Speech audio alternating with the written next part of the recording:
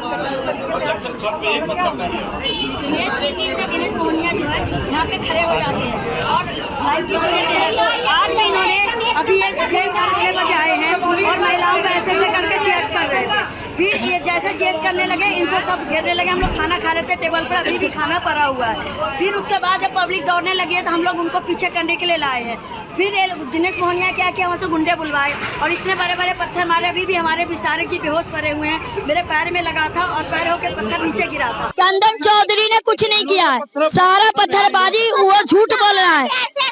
वो सारा स्टार्ट जो परसों से हुआ है और आपने देखा होगा फ्लैंकिस अभी भी तिरंगा चौक पर ने 5 बजे मारपीट करे हैं। 3 दिन से जहां तहां ये लोग तोड़फोड़ और औरतों को या भद्र भाषा में व्यवहार करते हैं। यहाँ भी आके जब हम लोग खाना खा रहे थे 6:30 बजे की बात है, यहाँ पे बाइक खड़ी करके उन्होंने ऐसे किया है और हम लोग खाना खा रहे थे। फिर जो पब्लिक उनको देखा है खदेरा है। हमारे ग्रुप से कोई नहीं था और हम लोग मैं बचाने के लिए वहां तक गई। फिर मैं देखू उस गली भाग गए। मैं सबको वहां से हटाने की कोशिश करी।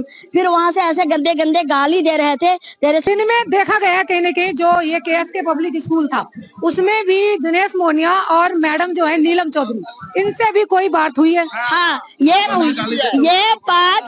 जब दिनेश मोहनिया KSK में एंट्री हुए थे उनके साथ 5 गुंडे थे।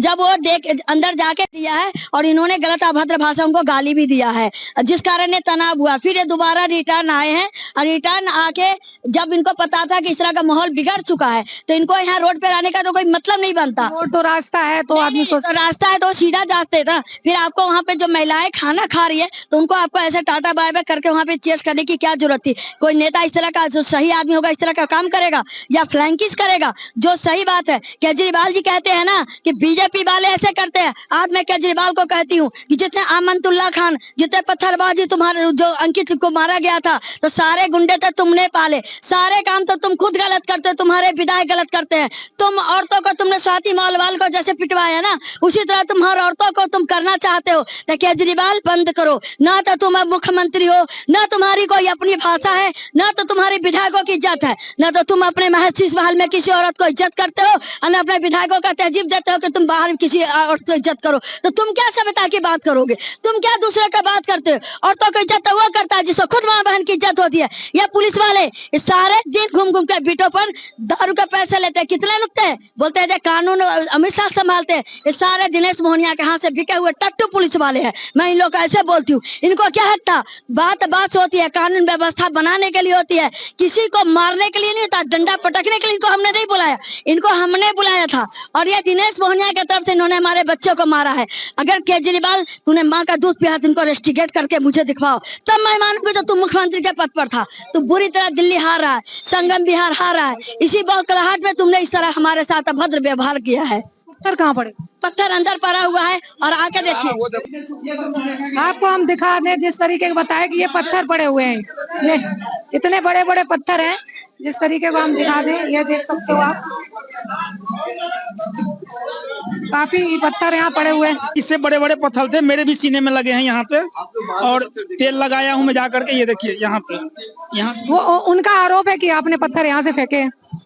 अरे मैं तो उसी टाइम ऊपर जा रहा था, मैं तो मुझे अचानक पत्थर लगा, मुझे पता भी नहीं। वहाँ से डंडे फेंके कई लोगों और उसके बाद मैं बाइक से उतरा। मैंने कहा भाई क्यों कर रहे हो बदतमीजी? और ये सब कुछ जो वहाँ के CCTV गए हैं उसमें रिकॉर्ड है। उसके बाद 50-40 लोग मेरे और ले डंडे और दे सब कुछ शुरू हो गए। और फिर मैं गली की तरफ निकला कि भाई गांधी कन्वर्टेशन आओ। फिर गली के अंदर में चला गया तो गली में गिर गया। उसके बाद डंडे और वो 30-40 लोग वो कर रहे थे, सब जो उन पे बस की वो किया। और मेरा ये मानना है कि आपके साथ कितने लोग थे? आप कितने लोग थे? हम 2 लोग थे। आप उधर से कितने लोग थे? कम से कम 50 लोग थे। ये किन की तरफ के लोग थे? भारतीय जनता पार्टी के ऑफिस में थे, BJP के ऑफिस में थे। जो लोगों को मैं बात आगाह कर रहा था जी, चुनाव के पूरे चुनाव में मैंने लोगों को बोला गुंडागर्दी होगी, गुंडागर्दी होगी, गुंडागर्दी होगी, वो दिख रहा है। चुनाव आज पोलिंग खत्म हुई 6 बजे और इंसिडेंट करीबन 6-6:30 बजे का।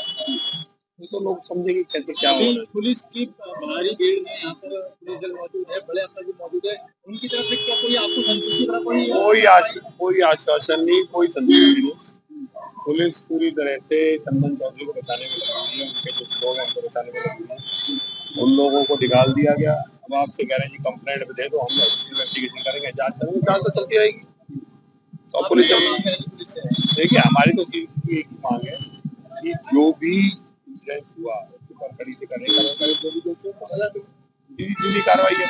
लेकिन मेरी पूरी उम्मीद है कि कांग्रेस पुलिस इसमें कोई कार्रवाई नहीं करेगी, क्योंकि इनके जो भारतीय जनता पार्टी में जो आका हैं ऊपर तक बैठे हुए, उनका पूरा दबाव है इनके ऊपर। अब आप देख रहे हैं कि 2-2.5 घंटे होने के बाद अभी तक कोई कार्रवाई नहीं है, कोई एमएलसी नहीं, कोई कुछ नहीं, बस टाइम काट रहे हैं कि जी आप इधर हो जाओ, थोड़े इधर जाओ, बात कर रहे हैं, पता नहीं किससे बात हो रही है, कौन से फोन पे ऐसा कौन सा इनका बॉस बैठा हो इससे बात हो रही है। पिछले 2 घंटे से बातचीत ही नहीं खत्म हो रही इनकी। लोग कह रहे हैं बड़े अप्रोच है तरुण चौधरी के।